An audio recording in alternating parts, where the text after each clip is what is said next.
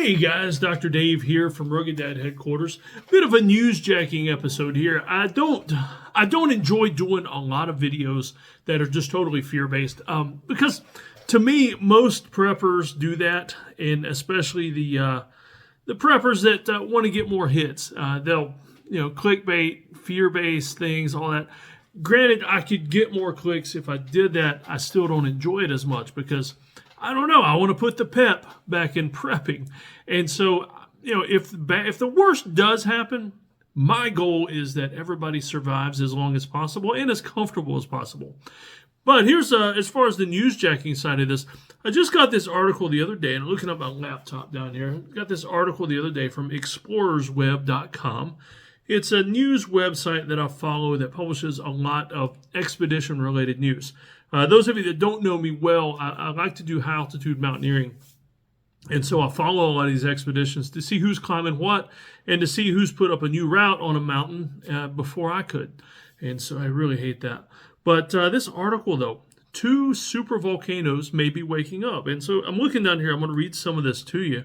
2 supervolcanoes may be waking up. Now, for those of you that, several reasons you may fit into this category about California. Some of you may be from California, and I apologize if you take offense to any of this. Although, if you're following my channel and you live in California, you might just agree with me. But ever since I was a little kid, and we're talking the 80s, the era of, killer bees and Red Dawn and some other things like that, there was always this rumor that California was going to suffer a massive earthquake and fall into the ocean. And I always thought it would be the coolest thing. And I would see pictures that people had drawn for every now and then where California was kind of an island off the coast of the United States, where part of it had fallen into the ocean. I always thought that would be cool. I understand a lot of people would die. And a lot of, a lot of bad things would happen. But as a kid, man, death and destruction and pro wrestling, that was the big thing back in the 80s. And so now, though, let's read some of the article and you'll realize what I'm talking about. But what I'm getting at is some of you might be happy as well nowadays if California fell into the ocean. If the independent Republic of California became a real thing. Now, if you've ever seen the movie Escape from Los Angeles, it was a sequel to the movie Escape from New York, starring Kurt Russell as Snake Plissken. In that movie, California did fall off, the United States, and part of it fell into the ocean. An amazing movie. As far as apocalyptic movies go, and just the best characters in the world. Not very realistic, but pretty amazing. I really enjoyed that movie. Not as good as Escape from New York, but it is pretty good. And so, what's going to cause California to fall into the ocean? It could be an earthquake. We know, constant earthquakes out there, lots of big fault lines. It could be, according to this article, a supervolcano. So let's read some of it. The increased activity of 2 supervolcanoes, one in California and the other in Italy, is worrying residents. As seismic activity shakes the Long Valley caldera in California, some of those living nearby are preparing their evacuation routes just in case. I've seen, what was that movie that Pierce Brosnan, I think that's who it was. He was in a Dante's Peak. If you've seen the movie Dante's Peak, it's one of those disaster volcano movies. You realize that, also in the movie 2012, you realize that if a big volcano, and specifically a supervolcano, if something bad happens, your evacuation route's just not going to matter. Basically, what you should consider is kind of what I consider if there's a nuclear blast near me for any reason, is just let me go quickly. And so if you live that close to a supervolcano, you might want to consider the same thing. But even so, follow my newsletter, follow my tips, and it'll help you put together a kit if you have to leave the house in under 30 minutes. That's a real thing because, with train derailments and toxic clouds and things like that, it is something that everyone needs to be prepared for just about anywhere. I live not too far from a train track one side and interstate on the other side, and so it's something, and a lot of factories near me too. It's something I need to be prepared for. If a factory burns up, train derails, big wreck on the interstate with trucks hauling who knows what, is something you need to be ready for. And so, yeah, I made fun of it a little bit, but preparing their evacuation routes just in case. Yeah, it is important. All right, so supervolcanoes have produced some of the largest eruptions in history. Now, here's something I didn't know. There are 20 supervolcanoes on Earth. I admit, as far as apocalyptic things go, supervolcanoes, it's one of those things I haven't researched often. All right, so they can displace so much material that they are classified as V8 or colossal eruptions. To put that scale into context, the 1980 Mount St. Helens eruption was a V5. It was 1,000 times smaller than a supervolcano eruption.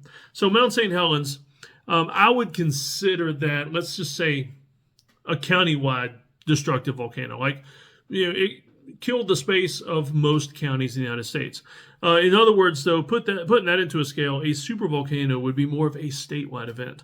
Not just that, though, but what would happen with the cloud, the pollution, the ash, the earthquakes, everything else, huge, huge, huge, huge. I probably can't say that enough. I should probably say it 8 times to account for the V8 eruption. Supervolcanoes don't look like typical conical volcanoes. Their previous eruptions were so violent, they created huge depressions in the ground and collapsed in on themselves because they spewed so much of their molten rock into the air. So you can see it's going to be quite deadly. But the term supervolcano is a little misleading. Volcanoes only have to produce one V8 eruption to earn the designation. So you blow up massive one time and you've got the label of supervolcano for the rest of your existence. It doesn't mean every one of their eruptions will be of this magnitude. Yeah, if that was the case, then the Earth would probably just fall into pieces.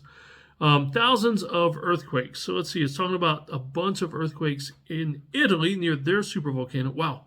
The supervolcano in Italy, over 3,450 earthquakes in 2023 so far. And they don't seem to be slowing. In other words, realty prices are probably really low in that area. Let's see, before May, the eruptions were all below V3. In the last few months, some have been into the V4 category. Meanwhile, in the Long Valley volcano in California, the scene of one of the largest eruptions of all time, has had swarms of earthquakes as well as the ground inflating during periods of unrest. I don't know what they mean by inflating, but that sounds very interesting. Seismic activity can indeed be a sign that a volcano is waking up, but it's not that simple. Let's see. Seismic wave research. Waves from earthquakes travel at different speeds, blah, blah, blah. Okay. Let's see. I'm just scanning the article because if you want to read the article, though, I'll tell you what, I'm going to post the link below. And if you want to read the whole article for yourself, some of this is the science about volcanoes and earthquakes and things. And we just don't need to cover all that on here. But that inflation thing, that sounds kind of... I'm picturing the ground itself just kind of... and then going back down. Like it's breathing almost. You don't want to be standing there when that happens. All right, so that's pretty much all the article. It ends with this. Experts will continue to monitor the volcanoes. All right, and so I'll put the laptop away now. I'll tell you what, though. Let me scan back up. I will show you the lead-in for that, explorersweb.com, that we can see the logo. And that way you know you're at the right place, explorersweb.com. And so, some talk about volcanoes and supervolcanoes, earthquakes. Here's the thing. Here's what I like to do. And part of how I decrease the fear-mongering and the doom scrolling. I want everybody to be prepared for most anything. Now, there are certain people that need to be prepared specifically for certain things. In other words, I grew up on the Atlantic coast. Maybe one of the reasons I never cared if California fell off the rest of the country. It just didn't affect me. But growing up on the Atlantic coast, we had to deal with hurricanes all the time. Well, not all the time. There's a distinct season for them, but I was exaggerating. But we prepared specifically for hurricanes. There were certain things we did for hurricanes that you wouldn't have to do for other disasters or everyday emergencies. But what I stress is that you have a level of preparedness that will cover most everything, because the average person, especially the dads and the families out there, can't afford to buy everything for everything. You can't afford all the ammo, all the guns, all the freeze-dried foods. You just can't afford it all. It's not possible. Elon Musk can, yes, and he's probably got I'm pretty sure he's got his own bunker somewhere that's going to set him up for decades and 100 years or more, because he's probably going to live forever through something he created. But the rest of us, I want you to be prepared for the everyday emergencies first. The things that you are most likely to run into.